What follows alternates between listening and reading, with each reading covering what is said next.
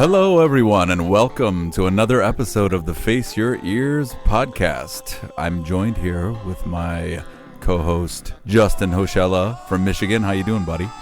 I'm doing well, Rich. How are things in New Jersey? Oh, it's going well here. A lot of planning happening. I had a few recording sessions happen this past week. I've been working with this band called Star Drop. It's like Japanese anime-inspired music.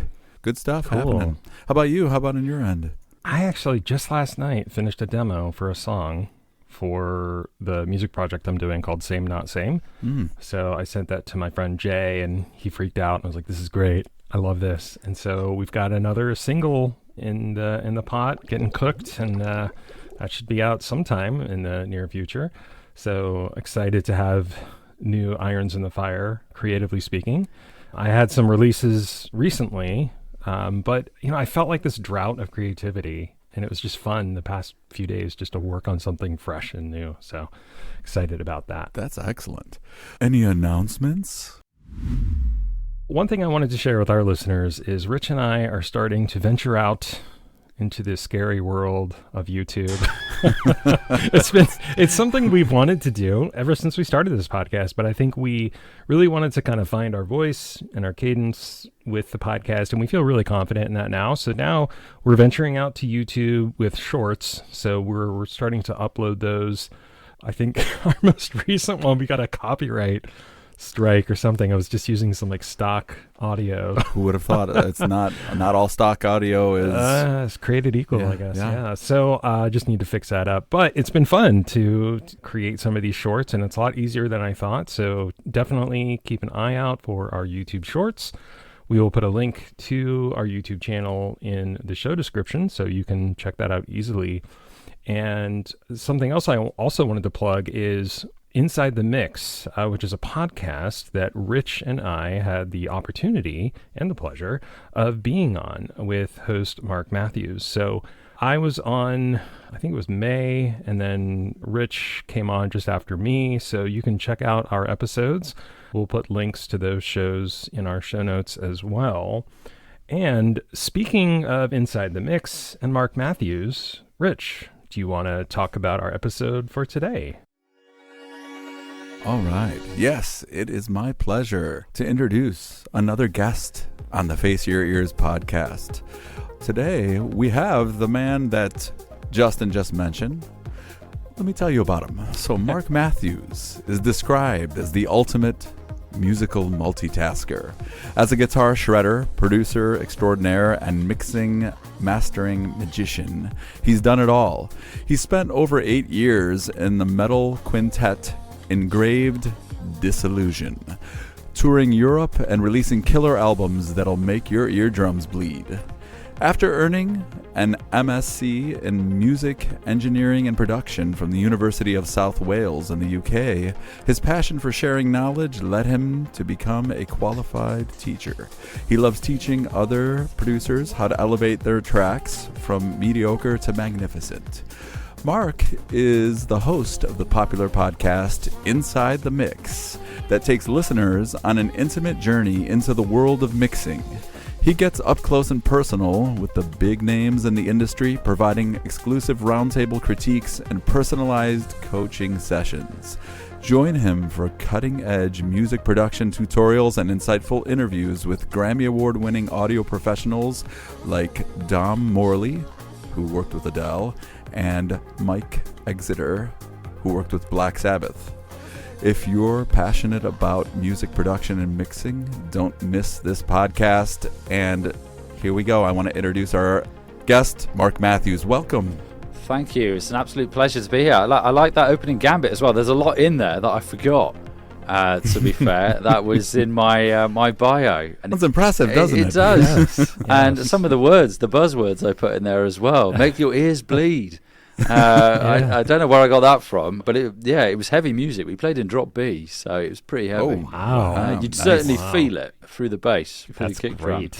But no, it's a pleasure. It was also a pleasure having you guys on my podcast. For your audience, obviously you're going to put links in here, but it was episode 191. I had to look this up myself, and 194. Great, yes. Fast approaching 200 episodes. I think it's going to be in a couple of weeks. Man. Yeah. Yeah. Welcome, Mark. Thank you. So glad you could join us. It's really great to have you swap roles. You know, you're so often the host, and so it's great to have you as a guest. And we, again, loved being on your podcast and are so excited to have you here. And so to kick things off, something I wanted to ask you about is your services. So they include guidance on preparing a mix for mastering, which is an area that you're really focused on and passionate about. And what's one common mistake that you see in mixes submitted for mastering, and how can artists avoid that?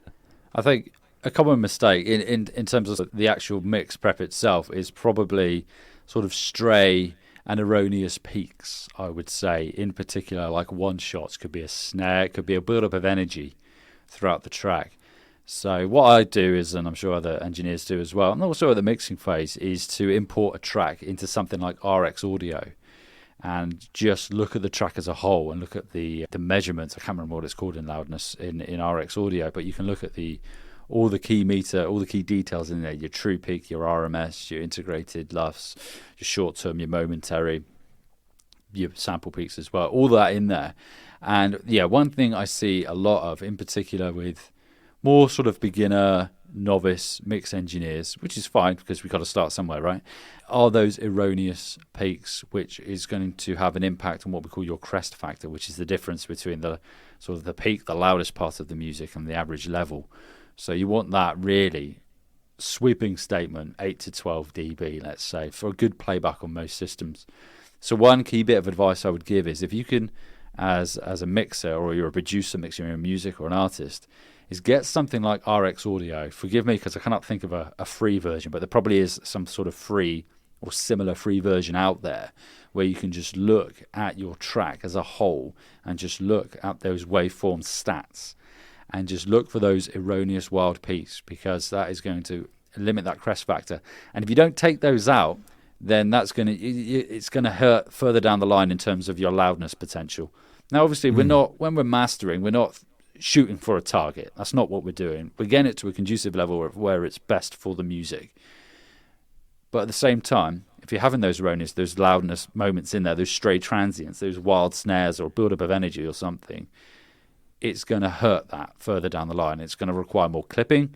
And the more you clip something, the further, in terms of that level of clipping, the more you do that, you're going to input distortion the further down you go, the more you have to clip something, which you might want to do. It might be part of the music. It might sound good from a creative standpoint, but ultimately that is probably what I see the most. I had a mix sent across to me a couple of weeks ago, and it was exactly that. It was decent enough, but I had to go back, as I do as an engineer anyway. I always have that back and forth and that rapport saying, okay, you've sent this track over to me. Here's what I've noticed. You might want to address this before we get to the mastering stage, as that way it will give me more scope, more room for maneuvering when it comes to mastering. So that back and forth there. So audience listening again, if you've got that opportunity to actually talk to an engineer, and I think we'll go through this later when we touch on AI, actually talk to an engineer and have that back and forth relationship where they can give you advice and say, okay, maybe you need to do this, or you might want to consider this next time. And this probably would be one of those. So that would be my number one in terms of the mix. I got a second, but it's not mix related if you want to hear it. Yes, we want to hear Absolutely. it. Yeah. Yes. This is more to do with documentation, which is quite dry. It's quite a dry subject, but it's an important one. Now, as an engineer, when I work with on a project with someone, I'll send them a document to fill in, and I try and get as much information from them as I can in terms of a reference. I cannot stress the importance of reference, a suitable reference for your mastering engineer. Obviously, don't just shoehorn one in there for the sake of it. Get something that is in the same style. It's what you're shooting for in terms of sonic soundscape and overall vibe and feel. But things like the title, it's also useful to know the BPM, the key, and also little things like fades and fade in and fade outs. Where do you want that fade out to start? How do you want it? Do you want a steep slope? Do you want a gentle slope? Do you want a less gentle slope? I guess you would call it. And the same with fading in as well. Little things like that. And I give an example in my document that I hand out of what you could put. And it just speeds up that process, because I'm not then having to go back and say, okay, what do you think of this fade? Check the fades at the end, which you would do anyway, but I've got a good idea already of what you're shooting for in terms of how you want it. That's for a single. I mean, if it's for a whole album, then it gets a bit different. But that, in terms of when you're submitting something, if an engineer sends you a document to fill it into the best of your ability. Too many times I have a document returned to me where it's not blank, but there's very little in there. And the more you can put in there, the better. At the end of the day, if it's too much is better than nothing, not enough. Labeling files as well. Labeling files correctly. The key one. Label it correctly. Also in there, let the engineer know if there are any, this comes down to metadata, any suitable metadata, so who's performed on it. If you've got any ISRC codes, any UPC codes, any barcodes, anything like that. Now I appreciate if you upload it to a distro, that's when you're going to get it. So it might be too soon to have that information, but if you've already got it, if you're getting that yourself through PPL over in the UK, for example, then great. But yeah, any information like that just helps. And also, at the beginning and the end of the file, leave space. Leave some dead air. That way, I can top and tail it nicely. Don't just have it bang. If you come in straight away with a load of music, there's not room for me there really to put a 3 millisecond gap, which I'm going to need. So that would be my other one. And it's like I say, it's a bit dry, but if an engineer asks for information, be forthright with it, I would say. I hear all of that and I'm like, I agree so fervently, and I'm like, it's not dry at all to me, because I'm like, I'm in that world, and it totally makes sense that having those details just makes your job easier, and it reduces the back and forth. Like, to your point, yes, there's going to be some conversation and stuff, but let's minimize that and mitigate that as much as possible. And one clarifying question for me, like in terms of peaks and stuff, so should people approach that with like automation or just checking the levels? Like, do you have any recommendations about how they should approach like adjusting those peaks? Yeah, most definitely. So automation is a good one, because you might have let's say you've got a drop, or you're going the other side of a drop, and then you've just got a build-up of energy. You've got a bass drum, you've got your kick drum, you've got bass, you might have a guitar coming in at the same time. You've just got that build-up of energy. So in there, you could use some automation. For example, you could bring down the level of one of those instruments with that energy build-up there, or you could drop it out altogether, for example. But when it comes to things like a random snare hit, or it might be a crash, or I'm using drums here because normally it is drums. Occasionally you get a vocal, but if it's been mixed correctly, you'd like to think there won't be some wild vocal. But if there is, then I would say you need to go back and do some clip gain on that vocal, or address it with some compression or something, or maybe even stick a clipper or a limiter on it if it's that wild. But yeah, more often than not, I would say it's probably automation, or just maybe you've just got too much going on in that particular frequency range. If it's kick and bass, you might want to try using some EQ. Maybe you've just got too much in your low frequencies. Maybe you need to scoop a bit out of the bass or out of the kick drum, just so it's not building up so much. The trick there, or rather the challenge there, is with more amateur mixes, I would say, is that sometimes that's due to your listening environment not being conducive to being able to hear those frequencies, specifically in the low frequency range.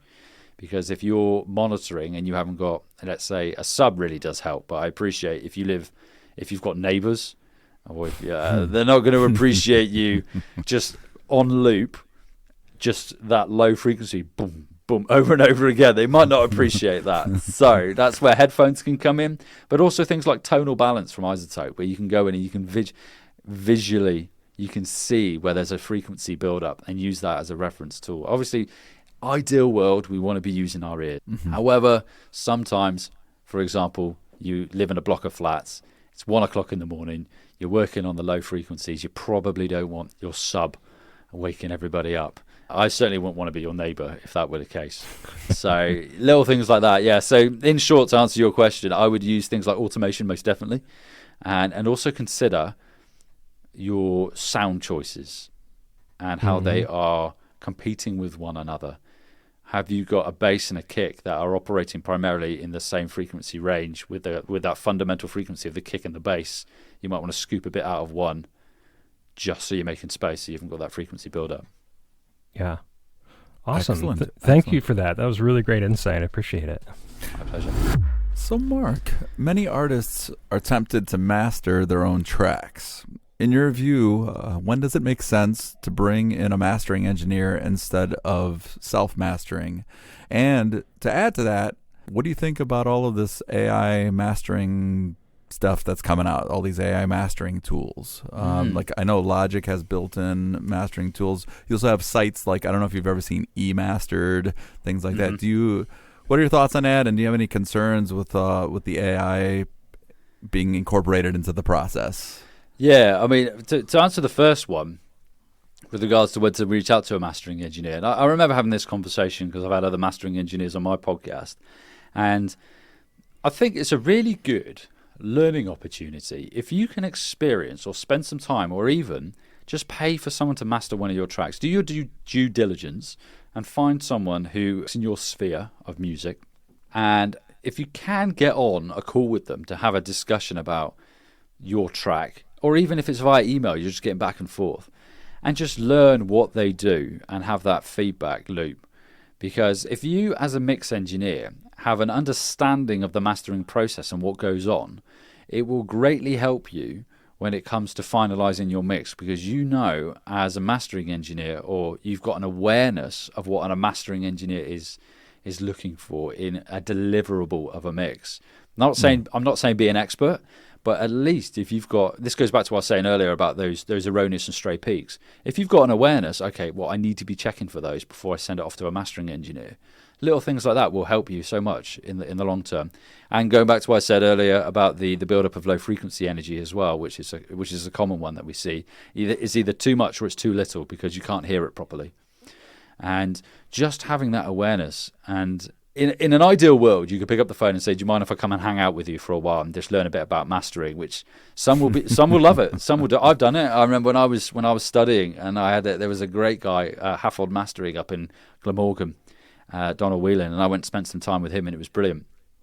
But others maybe less so.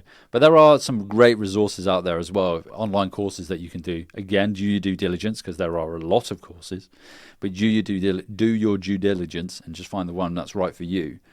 But I think it's really good to get an understanding of what it is and just basics of what you should be shooting for in terms of your mix for a deliverable to then send on to mastering. I think it's good to have a go at it, most definitely, like yourself. There's, again, going back to what I said there's plenty of tutorials online.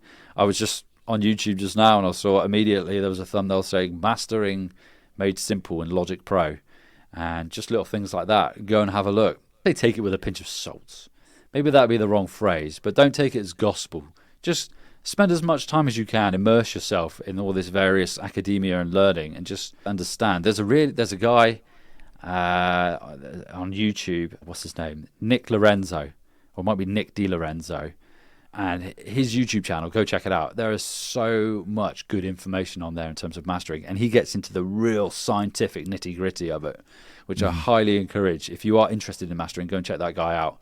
Really, really, really great stuff on there, and you'll get loads out of that. Loads out of that. And he has a course as well, which you can go on and do if you want to. So I would, to answer that question, I think give it a go yourself, but at the same time, if you can, try and get some feedback on your mixes from other engineers, from mastering engineers, because it will help you in the long term, most definitely. And there are services out there. I offer one whereby you can submit a mix for feedback, do something like that from an established engineer. Don Morley, who was on my podcast, you mentioned right at the beginning, he does it as well, mix consultancy. And the more you do that and get that feedback, the more you'll improve quicker, essentially. So that comes on to the next part, which is about AI. No, I want to bring down the mood or anything. Okay, go bringing ahead. Up AI, right? So I just wanted to say that, right? I know we tend to talk about AI a lot on our podcast because it's like, the thing that's coming in. It's like this behemoth coming in and destroying a lot of conceptions of the way things are derived and the way we do things. So, but we always like to get people's opinion. Have at it. Go with it. AI. I leverage AI as much as I can. But I leverage it in terms of doing tasks that I don't like to do.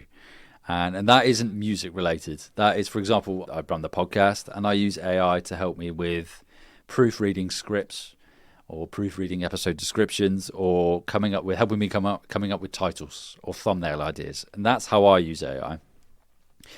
Now, when it comes to music itself and audio, There are some great tools out there, like Isotope's Mastering Assistant is fantastic. It's so good. And what I'd probably say is this, is if you are mastering your own music, if you're going down that route, I would use something like Isotope and use their Mastering Assistant if you're not experienced with mastering. Because, again, this could be a sweeping statement and others may say different, but I think you'll probably do more harm than good if you try and master it yourself. To begin with, I would probably start with something like a Mastering Assistant, an AI one, like Isotope, because it is very good. If you do that, the great thing about it is you can then look and see what it's done. And then you can start to deconstruct that and think, okay, it's saying that I need more width in my upper mids. I wonder why that is. Let's go and address that in my mix and compare it to my reference. Okay, it's saying I need to have a low shelf on anything below 100 hertz. Why is that? Have I got too much going on down there? Oh, okay, it's got some wild compression here. I wonder why that is. Little things like that you can start to unpick and think, okay, well, it's saying that. Now, the caveat there is it is only reacting in terms of ones and zeros. It's reacting. It's if, then, else statements, basically, to your music. So you don't want to take it as gospel. If you're going to use something like Isotope, make sure you feed it a suitable reference as well. So you're getting as close as you can to what it is that you're trying to achieve. It does have some sound banks in there, but what they've done there is, in particular, if you select a reference existing already in Isotope, something like rock, that's just an average of rock songs that have been chucked into it, basically. And then it's going to assess and analyze your music, and then assess and analyze it against an average of those songs that have been chucked into it. So wherever you can, use your own reference, because you can chuck your own reference tracks in there. And also, again, just make sure you don't just take its word for it, deconstruct it. And also, just because it does something doesn't mean you have to use it. Doesn't mean you have to use it. As with all of it, right? Yeah. With everything. At any point. It's a creative process, all of this, right? 100%. And the same with online ones. Now, admittedly, I've never used an online one. Some of the distributors have it built in, I noticed. And then you got like eMastered, I think is one of the ones I saw. Now, I know DistroKid have got one, and I use DistroKid as my platform for distributing my own music. And then it always does that thing where you upload it, and then it'll play what it thinks it should sound like. And I'm like, after you got done doing all that work, I love it. Yeah, it's like I'm not sure about that.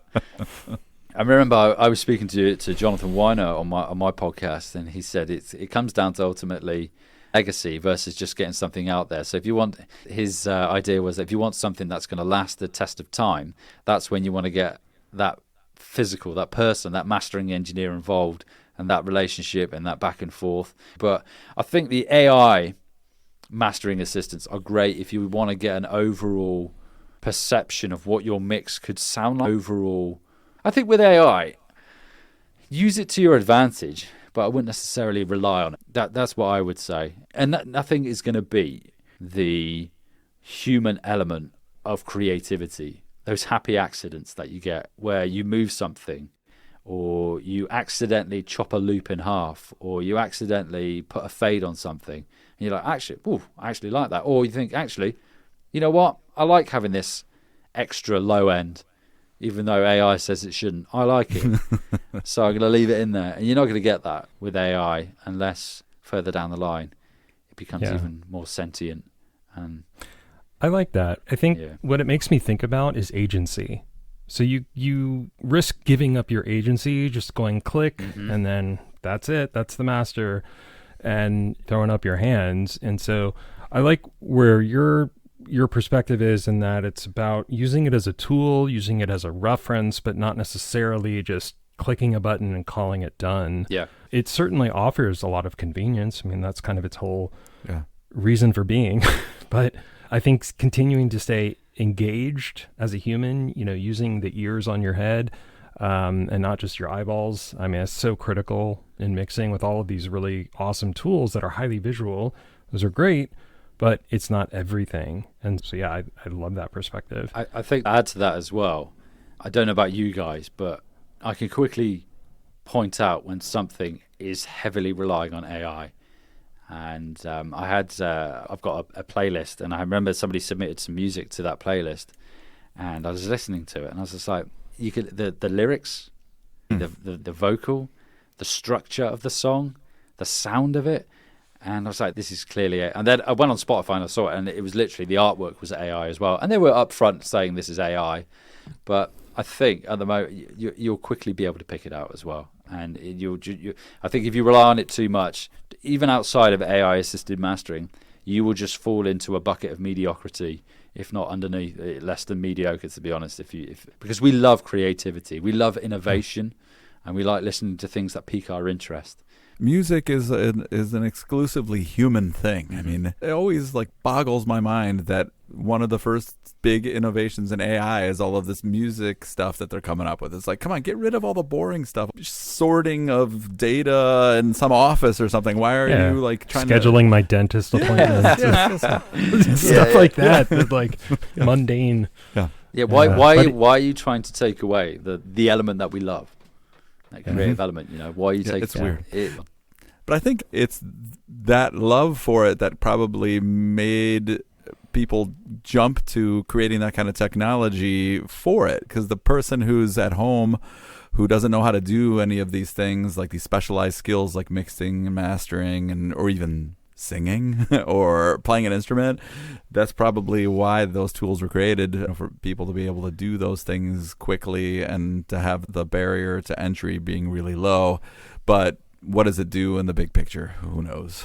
There was actually one thing that I did like, and I saw this earlier, and I was listening to another podcast, a music production podcast, and I don't know if you've heard of it. It's called Co-Producer. I haven't used it yet, and I actually saw an ad on YouTube for this. And it was an individual. They were working on a loop, and then they wanted a particular sound or vibe, and they went into this Co-Producer, this plugin, and you put in there what you want, and then you prompt it what you want. So it could be like funky house piano, and then it will go through its sound bank, its sound library, and then it will pick out some loops that match what it is you're going for. So it will match it in terms of, you put in the key, it will automatically tempo sync it as well. So it will then follow your prompt for those funky house keys, and then it will come up with a list of various samples that you could use. And I thought that was quite good, because that expedites the process of songwriting, I think. But then you get into the argument of, well, your song's just samples put into a track. Is any of it actually played by you? But that's a whole nother discussion. I'm all for using samples. I use samples myself. When I'm stuck for ideas, I pull them in, pull them apart, time stretch them, and do what I need to them. But I thought that was quite good, because it's kind of like having a producer in the room with you, but not having to pay thousands. You're only paying $9.99 a month rather than thousands to have a producer sat next to you. So I thought that was quite a good use of artificial intelligence. That's cool.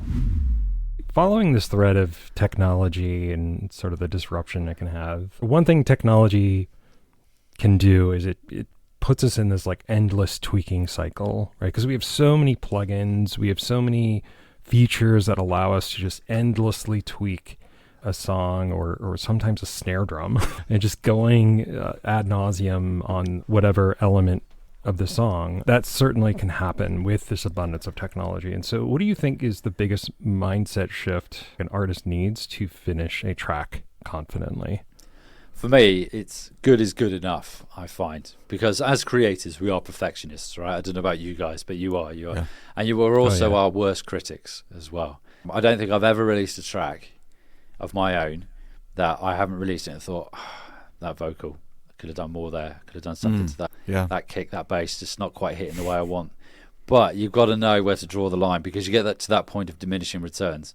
And for me, I find if I go with mixed revisions, for example, if I end up getting to around 4 or 5, I'm then entering the point of diminishing returns. And I'm then doing that thing what you mentioned then, Justin, which is I'm tweaking a snare or I'm automating something up a dB or 2. Ultimately, if you've got a vocal and you're thinking, I'm just going to drop it by half a dB, you know that. Does anyone else? Maybe someone who's critically listening. You got to think who the consumer is as well. How do we listen to music? I think I read or heard a statistic the other day, which was, I don't want to say 90%, but it was certainly a high percentage of people listen to music via the speaker on their phone. right? Yeah. So you got to think who your audience is, because are you making music for other audio engineers? Probably not. There should be a whole platform just for that. Where we can just... Well, that's where Mastered for audio engineers. Yeah, that's like Tidal and is it Cobos or Qbos, whatever it's called, where you can go on there, you can listen to it in high fidelity. My mate's always sending me tracks on there, and I'm like, mate, I listen to it on Spotify at like 320 kbps. So, I'm not listening to it on there. But going back to that mindset shift, it's good is good enough for me. I find like you got to get to the point. Set a time limit, set a deadline for when you want that track done. What I tend to do now is to keep me in check when I'm releasing my own stuff is I'll release on social media when that track's going to be launched. And then that's it. I've got to stick to that then. Mm-hmm. And I mean, I don't have to. I'm not saying my following isn't huge, it's not vast. But psychologically, I'm like, I've said it, it's out there now. I've got to have to. So I need to know that mix is going to be done at least 4 weeks before that time that it's going to go live on streaming platforms, because I've then got to get it mastered as well. So I need to allow time for that to be mastered too. So setting deadlines certainly does help. And I think also, I did an episode on this recently, to bring down the mix iteration process, because I think that's where we often fall foul is mix iterations. And I've had this conversation with others on my podcast, in particular when I've done coaching episodes, when they say they've done sort of like 20 iterations of a mix. Start with just a balance of your mix. That's what we call a static mix. And all that involves is level and pan. Get your mix to a position whereby you've done no other processing but level, and that's not processing, but you've got it leveled, you've got everything sitting where kind of nicely where it needs to be, and then pan, and then start your mix from there. Because if you do that, I find, my experience is that your amount of mix iterations dramatically reduces. I like find that. It works wonders. It really does. Because I spoke to Nate Kelms of the Sound Discussion podcast about this, and his philosophy was that if you start with a static mix, do all your processing, if you to take away that processing, your mix should still stand on its own to a decent level. Just doing that, because you're setting yourself up for success then. It makes it so much easier. Great. You're not having to do wild movements with faders. You're not having to automate that by 10 dB. It's 1, 2 dB here and there, wherever you need to do it. Because the further down you go in Logic, I don't know if it's the same with other DAWs, the further you move that fader down, the more movement it requires to make a noticeable difference, which is quite interesting. So you talked about for yourself, what you do for yourself to break that cycle and get it out there. What happens when you have a client who has some self-doubt or hesitancy in releasing after the project is wrapped up? How do you avoid that situation? Is the good enough principle still stand there? How do you convince them? Yeah, it's a tricky one, that, because again, some people are more self-critical, I think, of themselves and lack that confidence in their own convictions of what it is they've decided on. But ultimately, I just remind them, it's your vision, it's what you want it to be ultimately, and there's an audience out there for it somewhere. And another key thing to do there with those individuals is not compare yourself to others. I think that's the problem. Social media is great for getting your brand out there, who you are, communicating, building an audience, and we need it. We need it for podcasting, we need it for music and all this and whatnot. But it's so easy to fall into that trap of competition and looking at others and thinking, they're there, why am I not there? I need to be where they are. And then you can that self-doubt just creeps in then. So it's easy for me to say not to compare yourself to others, because inherently we will. But just think they were once in the position you are now, and it just takes time. It takes time, and it's time and effort and exercising that creative muscle. The more you do, the more music you put out, the better you're going to get. You're going to learn every time. Yeah, you might be slightly reticent about putting this one out there because you don't like your vocal on this one here. But you can take that and learn from that and move forward. And in the next one, you can do something different. Okay, I did that in that particular release, didn't like it. I've gone away and I've learned how to record my vocal properly. I've learned how to prepare to sing properly, like we discussed that on my podcast with you, Rich. Yeah, just know that, okay, you might not be happy with it now, but the more you do and the more you put out there, the better you're going to get. That's what I would do. And also, I'm a very positive person in general, and I think surround yourself with positivity.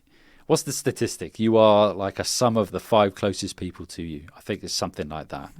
And just make sure those people are very positive as well, and you'll find it will rub off on you too. There is no silver bullet for it, unfortunately, I find with that. Yeah. But just know that you're going to get better. The more you do it, the better you'll get. I often like to remember that perfection is the enemy of creativity. Mm-hmm. And so if your focus is on being perfect, you're never going to move forward. You have to take some risk in any endeavor, musical or otherwise. And so that's how you learn. I think that's something you were touching on, is like, this is how you grow and you learn, is do it. Yeah, 100%. It's growth mindset. From a Yes. teacher background, we were often fed this, and it was Carol Dweck, which is, I can't do that yet. It's that in the end. It's that growth mindset, Love that. and that resilience that you need to build within yourself. Because with music in the music industry, there's a lot. As soon as you put yourself out there, you are opening yourself up to people then listening to your music and then commenting on it. You take it with a pinch of salt. Absolutely. And, speaking of that sort of growth mindset, when you think about your journey, what were some of your biggest obstacles in learning how to mix and master music, and how did you overcome them? Yeah, I think for me, it was the wealth of information. And this kind of ties into what I was saying earlier about doing your due diligence in terms of the content that you're consuming to push yourself forward. Because there's a lot out there now. If you go on YouTube, there are so many engineers, hands in the air. I do it myself as a podcaster, talking about it, offering information. So do your due diligence. Reach out to others, other engineers, and just get signposted to stuff. But basically, for me, it was knowing where to begin. So I took the idea, or I took the route of academia. So I went and enrolled. I did an evening course first. And then I did a foundation degree, then I did a fully fledged degree in music production, and then I did a master's degree in music production and audio engineering, as Rich mentioned right at the beginning. So I expedited that learning process in an academic realm, which was great.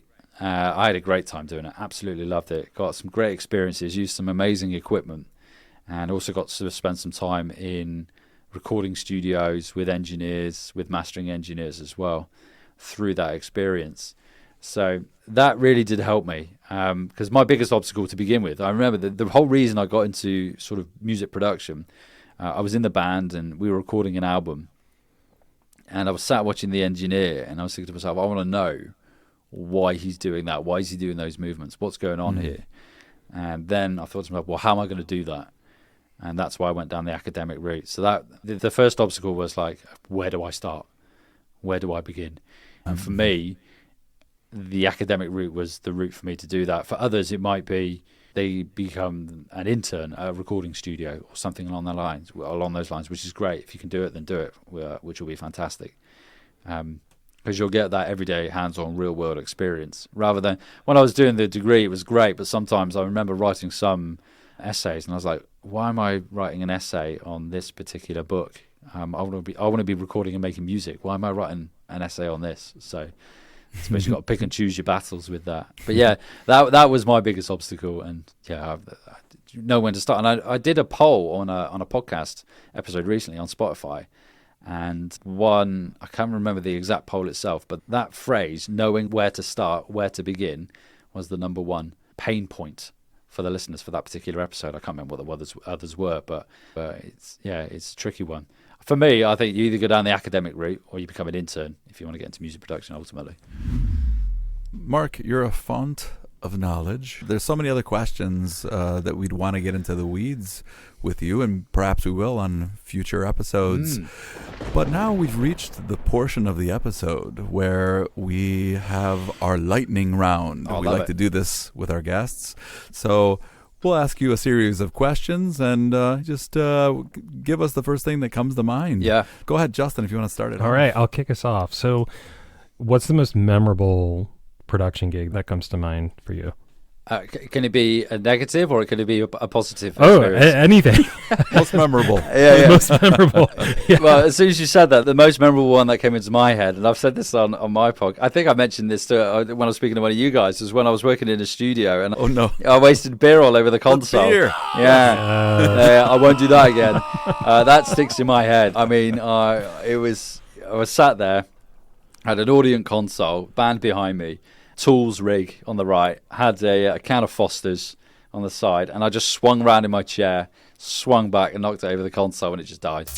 and it wasn't my studio, so it was dry hire, and I was just like, and didn't know what to do. Came back the next morning, it was all working fine again. But that, except for one group fader, but that sticks in my head. And what I learned from that, and audience listening, if you're in a studio, drinks on the floor. Oh man, yep. I'm still haunted by that. I think that was in the episode we did together. I remember that story. I still think about that. Oh, it was. We went to Nando's. I was like, well, the only thing we can do is go to Nando's. I don't know if you get Nando's over in the States, but basically it's just chicken. And we went there and had some food, and I had a big glass of wine, and probably a few beers as well. Yeah. What's one piece of equipment or plug-in you couldn't live without? My headphones. These Audio-Technica ATH M50s. I've had them for 2025. I've had them for 30, maybe 12 years. And apart from the band at the top losing its fabricy stuff, they are rock solid. So I couldn't these for the podcast, when it comes to editing, everything, mixing and whatnot. Nice. Referencing. Mark, what is your Desert Island album? What springs to mind straight away? Oh, what is that? There's a Typo Negative album. The fact I can't remember the name probably means it won't be that, but there's a Typo Negative album. October Rust, maybe? Yes. That's a great album. Yeah, it would probably. That's got "Love You to Death," right? Yeah. Oh, yes. It would be that one. It would be that one. It's a great album. Oh, I love Typo Negative. Absolutely. Kindred Spirits. Same here. Oh man, we're gonna have a whole episode on Typo Negative. You know what? We should do it, man. Oh, I'd love it. Every time my mates and I get together and we'd have a barbecue and a few beers, out comes the vinyl. Bang! Typo Negative comes on, and then we go out in town and we'll find a jukebox and put Typo Negative on again everywhere we go. We love it. Yeah. Oh, that's awesome, man. That's really awesome. If you're not making music, what do you prefer to be doing? I like to paddleboard, so do a fair bit of that. I live near the coast. Quite lucky in that respect. Get to the coast quite quick. What piece of advice would you give someone who's starting out with mixing and mastering, whatever track they've decided on?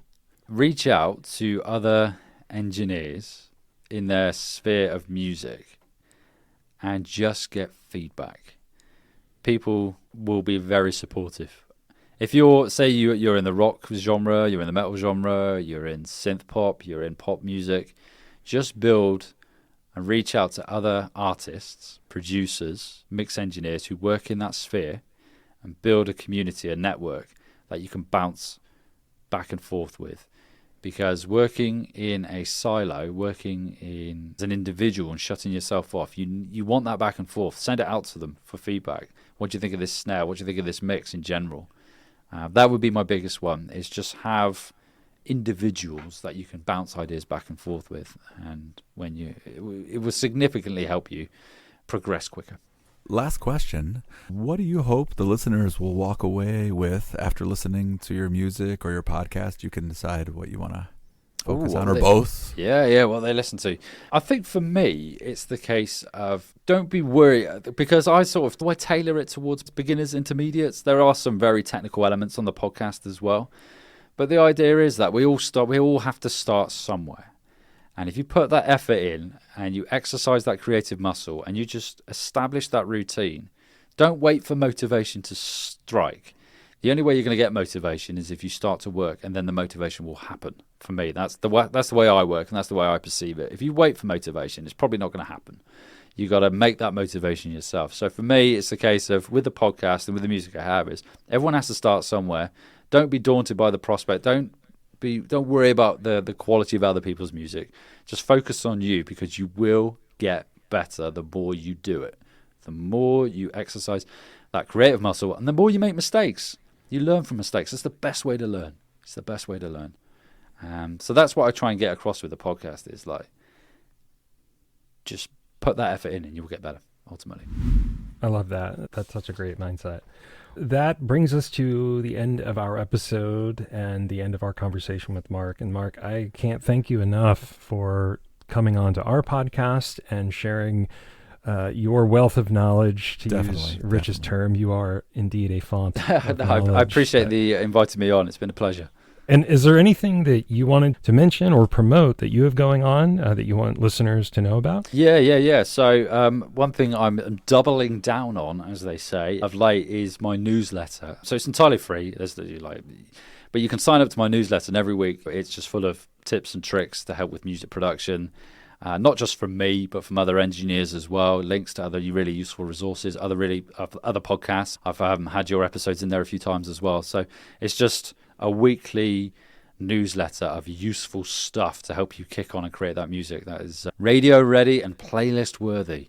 So sign up for that. I'll send you a link, and then you can put it in the episode description. And again, absolutely, you won't get. It's not spam. You won't get spammed by me. It's just once a week you'll get an email with some useful stuff. And if you want to check out Inside the Mix, I would start with Obviously, start with the episodes with Justin and Rich. Episodes 191, I think I said it was, and 194. Yeah. I think so. Something like that. It was, yeah. Then check out episode 175, which is What's the Secret to Mixing Without Muddiness? There we go. Excellent. Thank you again, Mark. We really appreciate having you here. And for everyone out there listening, thank you so much. We will put all of these different links in our show description so you can explore and check these things out. And with that, we'll catch you on the next episode. Bye for now. Bye-bye. Thank you for listening to the Face Your Ears podcast. If you found this episode entertaining and informative, be sure to share and leave a review. Also, check us out on social media and be sure to like, comment, and subscribe. For more information related to our podcast, head on over to www.faceyourears.com. Links can be found in the show description. And remember, whether you're a musician just starting out or a seasoned professional looking to talk shop, it's time to face your ears.